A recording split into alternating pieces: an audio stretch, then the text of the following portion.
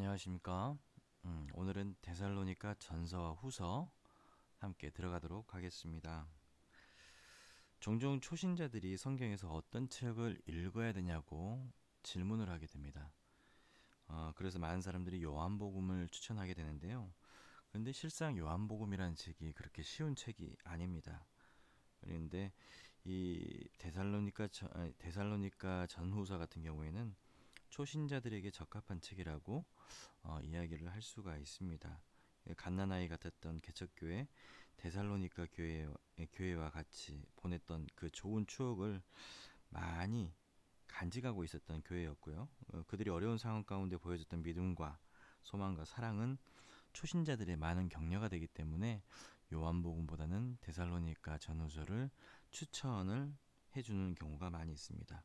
이 데살로니가 전서는요, 믿음과 사랑과 소망의 기본 신앙을 설명해 주는 책, 그리고 사도 바울의 마음, 따뜻한 마음을 담겨져 있는 그런 따뜻한 격려의 책이라고 할 수 있습니다. 이 데살로니가 전서에 연대적으로 보게 되면은요, 먼저 바울의 13권의 서신서 중에 두 번째 책이라고 할 수 있습니다. 두 번째로 기록된 책이죠. 그리고 데살로니가 전서는 그리스도인의 우정의 고전이라고 이야기를 합니다. 이 서신은 저자와 독자를 하나로 묶어주는 따뜻한 영적 관계를 만들어내는 진정한 편지라고 볼 수 있습니다. 저자는 역시 바울이죠. 우리가 바울 서신 공부하고 있으니까요. 기록 연대와 배경을 보게 되면 데살로니가 전서는 제2차 전도 여행 때 고린도에서 주후 51년경에 기록되어 있습니다. 그리고 바울은 데살로니가를 떠난 후에 교활하고 비양심적이라고 비방을 받고 있었는데요. 바울은 데살로니가를 다시 방문하기를 간절히 소망했습니다. 근데 그것이 가능하지 않았기 때문에 바울은 그에게 좋은 소식을 전했던 디모데를 아덴에서부터 데살로니가로 보내지게 되죠. 그래서 비록 바울이 그들의 믿음에 대해서 생각하고 기도하고 있었지만은 영적으로는 잘 자라고 있었다는 것을 데살로니가 전서 1장 3절의 내용을 보면은 잘 나와 있습니다. 근데 유대인 반대자들이 바울을 비방하고 있었습니다. 바울을 신뢰하지 않는다면은 결국 복음을 신뢰하지 않는 것이 되는 것인데, 잘못된 교사들이 돈을 요구하는 것과 같이 바울의 동기를 의심했기 때문입니다. 물론 물질적인 지원을 받은 것은 사실입니다. 하지만 그의 사역의 본질을 뒤엎는 그러한 일들, 원수들이 이제 바울의 어려움에 처했을 때 동료를 궁지에 몰아놓고 그들을 두고 떠난 교활하고 비양심적인 사람이라고 주장을 하게 된대요. 왜, 왜 돌아오지 않았을까? 자신에게 일어난 일들을 두려워하고 있기 때문에 바울이 돌아오지 않는 것이다 라고 이렇게 거짓으로 선동하고 비방했던 것이죠. 그래서 바울이 그들에게 가는 것을 방해자들이 막았기 때문에 바울은 데살로니가 교인들과의 관계에서 이러한 혐의를 받게 되었던 것입니다.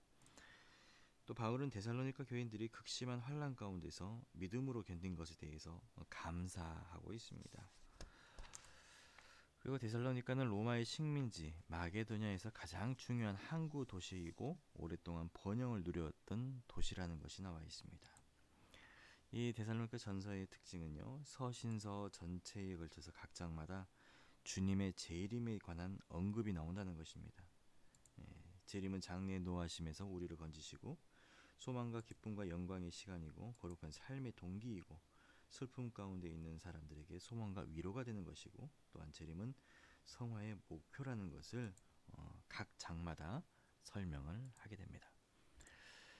개간을 보게 되면은요, 이제 또 서론, 바울의 개인적인 상황, 그리고 바울의 실제적인 경험과 권면, 그리고 결론을 맺고 있습니다. 표를 보시면은 구성이 이렇게 되어 있고, 초점은 뒤를 돌아보고 앞을 내다보며 이렇게 믿음의 역사, 사랑의 수고, 소망의 인내 이렇게 나누어져 있습니다. 강조는 구원과 섬김과 성화와 위로와 소망과 격려의 소망, 그리고 재림을 기다리는 성도의 성화입니다.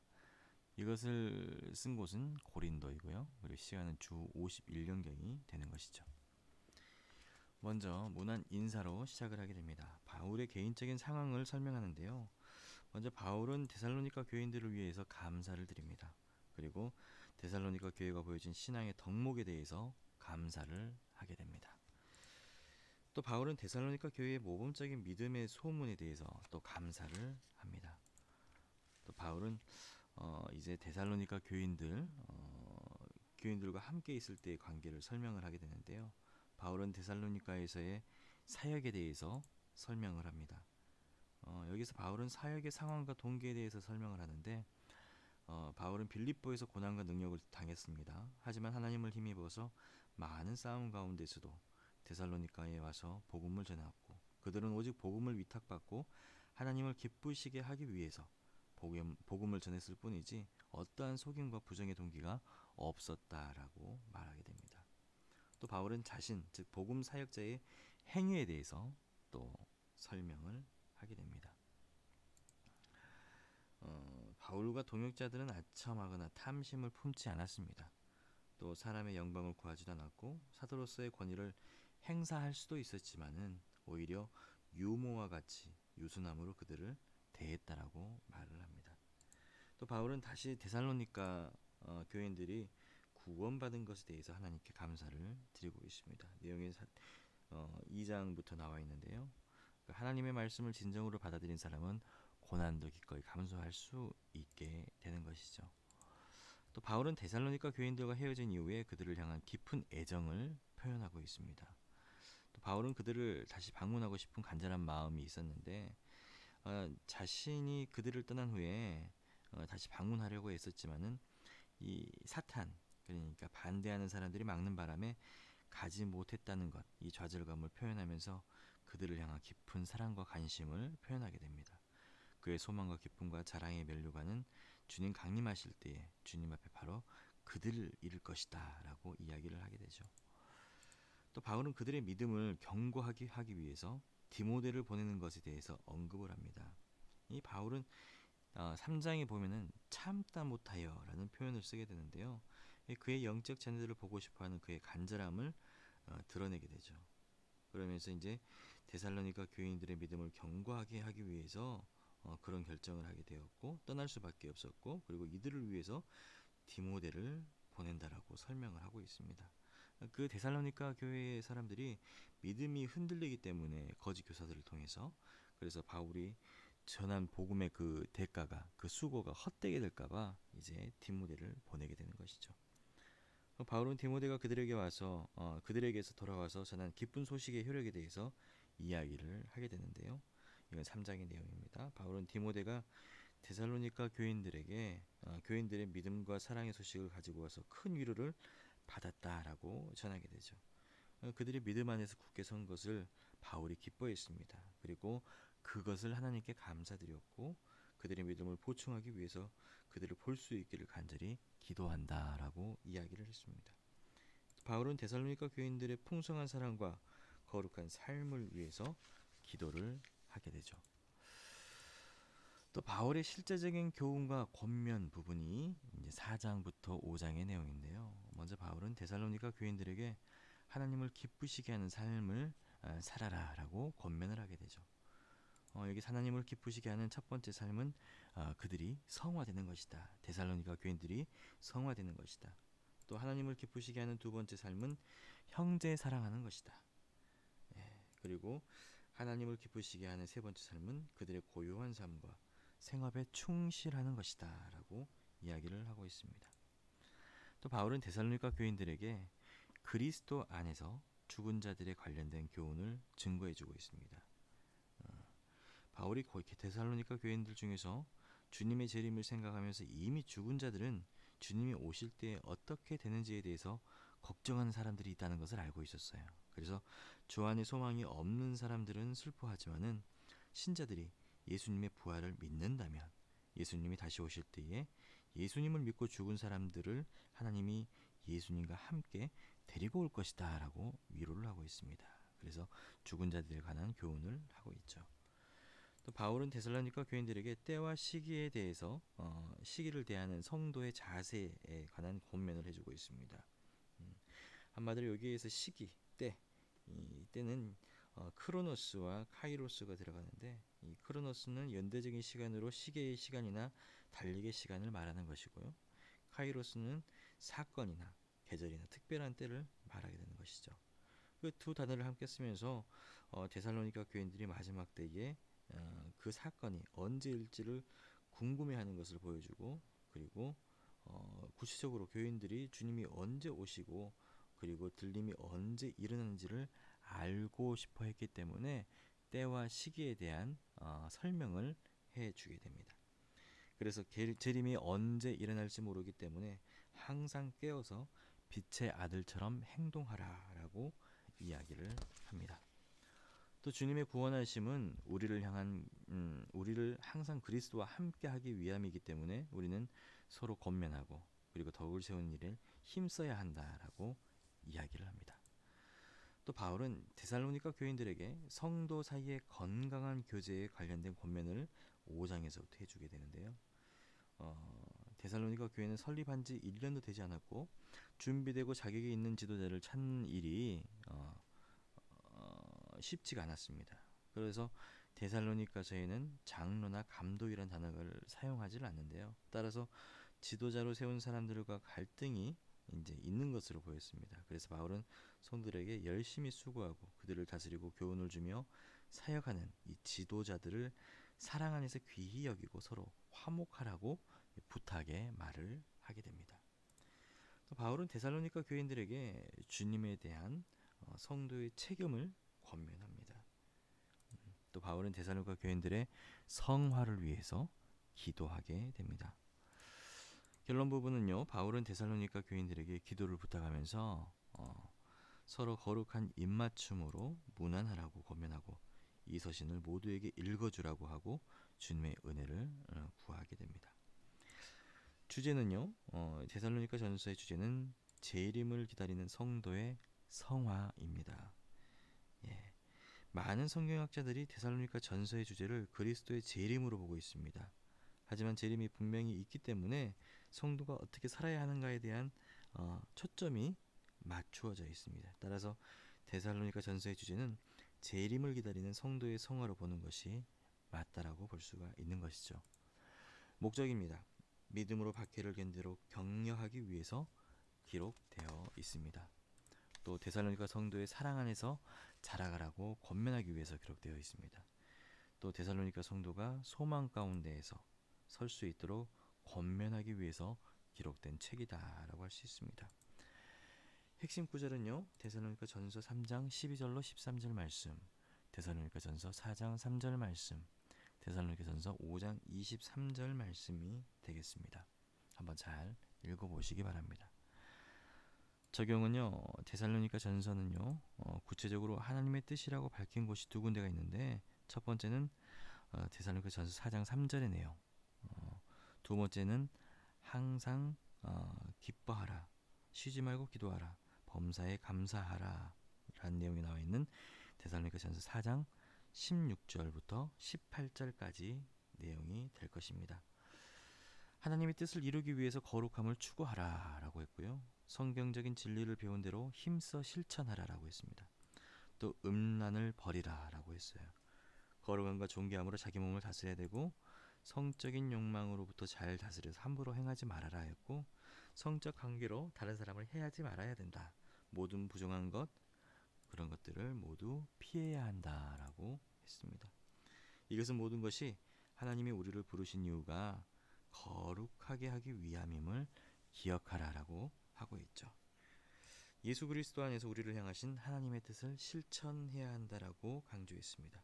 어떠한 환경 속에서도 항상 기뻐해야 되고 지속적으로 기도하는 것이 삶의 방식이 되어야 되고 모든 일, 사건, 환경에서 감사의 조건을 찾아야 한다라고 권면을 하고 있습니다. 여기까지가 데살로니가 전서의 내용이고요. 이제 데살로니가 후서 가보도록 하겠습니다.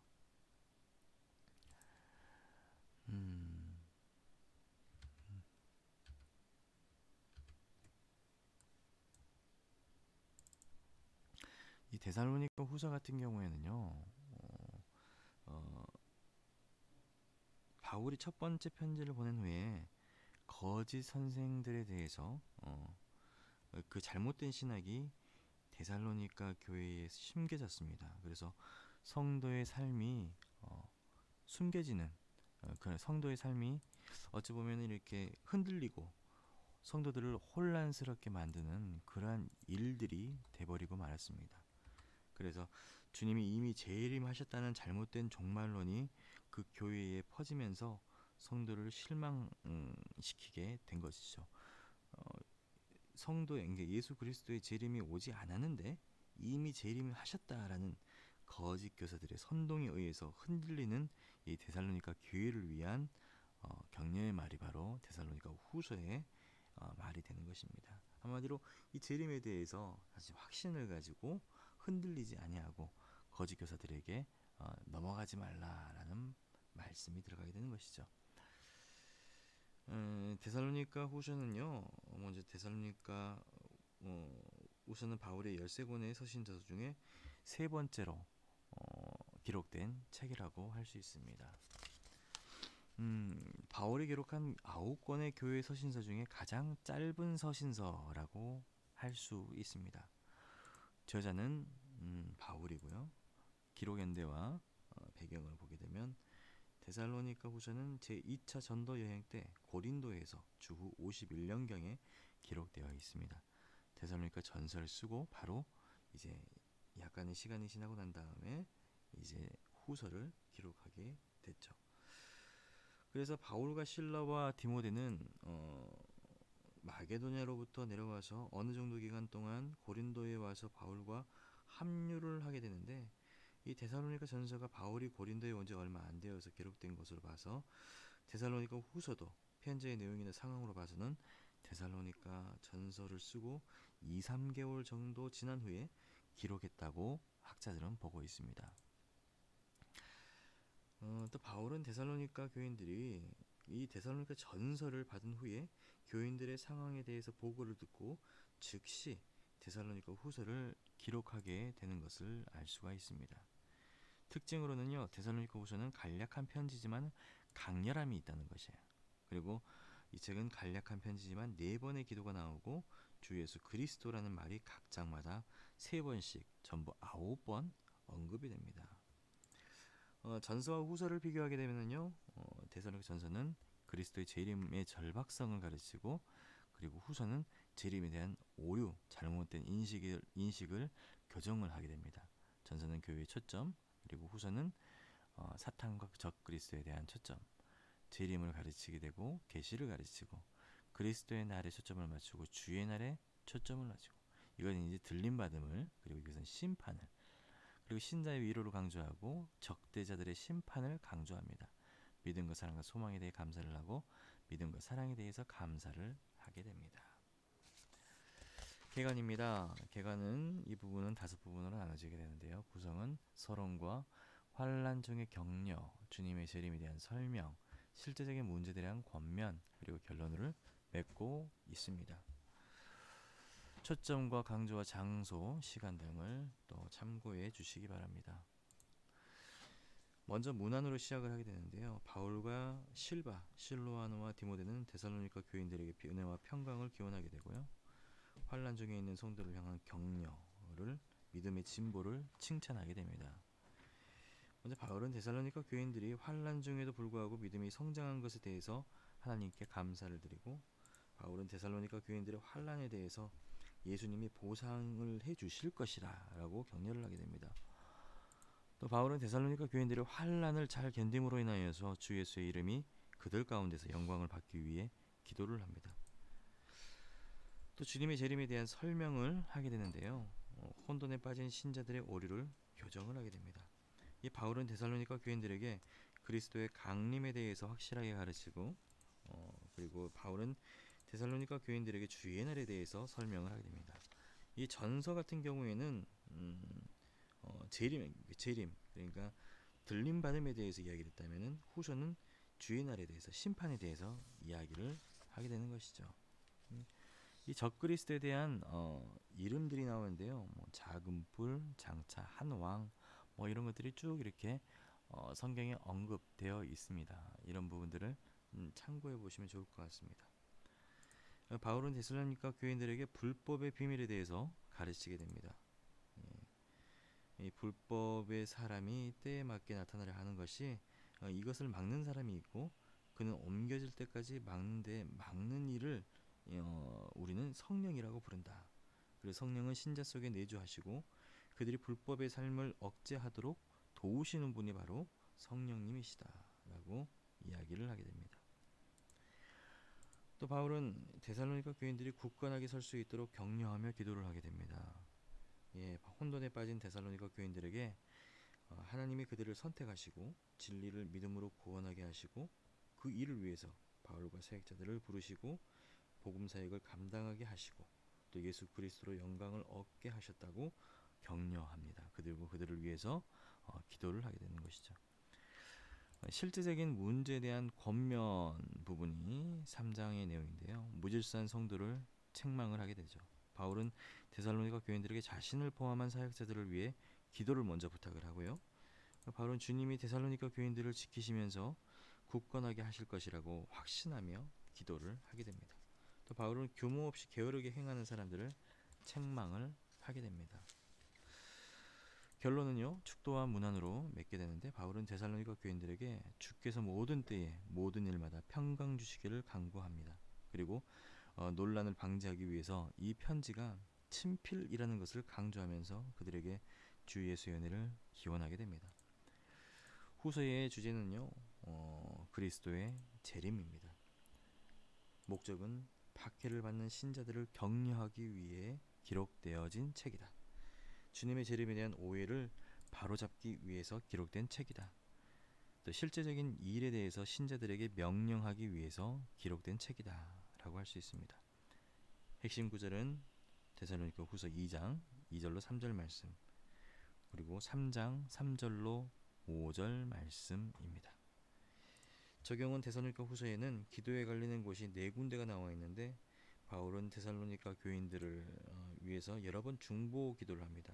그래서 복음 사역에 애쓰고 있는 사람들을 위해서 기도하라. 목회자, 선교사, 평신도 지도자를 위해서 기도하라고 권면하고 있습니다. 그리고 고난을 당하고 있는 사람들을 위해서 기도를 하고 빈곤한 사람들, 외로운 사람들, 아픈 사람들, 상처 입은 사람들을 위해서 기도하라고 권면을 하고 있습니다. 또 주님의 재림을 기다리는 사람들의 마땅한 행동은 주님의 재림의 소망을 품고 있지만은 현재 맡겨진 일에 충성하는 것이 이제 기다리는 사람들의 마땅한 행동이다. 그래서 맡겨진 일에 게으름을 피우거나 자신의 호기심을 채우기 위해서 다른 사람들의 일에 간섭하는 일을 절제하라라고 이야기를 하고 있습니다. 피하라라고 하지 마라라고 강하게 이야기를 하고 있습니다. 여기까지가 데살로니가 전서와 후서의 내용입니다. 잘 공부해 보시고 학생들과 나누어 주시기 바랍니다. 한 주간 또 수고하시고 또 데살로니가 전서와 후서를 한번 쭉 읽어보시면 한 10장밖에 안 되니까요. 읽어보시면 큰 도움이 되리라 믿습니다. 주일에 뵙도록 하겠습니다. 수고하십시오.